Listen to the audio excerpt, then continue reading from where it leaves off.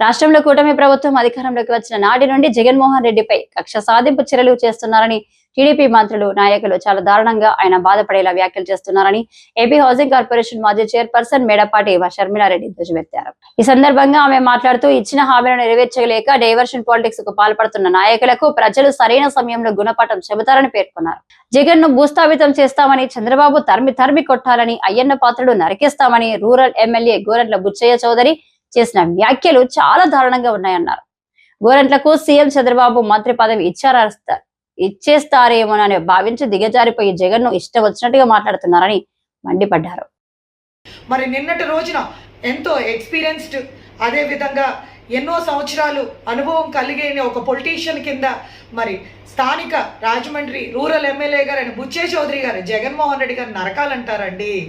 ఈరోజు మీరు ఇంత ఎక్స్పీరియన్స్ అయినా సరే మీకు ఈరోజు చంద్రబాబు నాయుడు గారు మీకు మినిస్ట్రీ పదవి ఇవ్వలేదు, నేను ఒకడు ఉన్నానని చెప్పి గుర్తు చేయడానికి ఈరోజు జగన్మోహన్ రెడ్డి గారిని అంటే ఈరోజు చంద్రబాబు నాయుడు గారు మీకు మంత్రి పదవి ఇచ్చేస్తారని భావించి ఈరోజు జగన్మోహన్ రెడ్డి గారు నరికేయాలని ఏ రకంగా అంటున్నారండి ఎమ్మెల్యే గారు?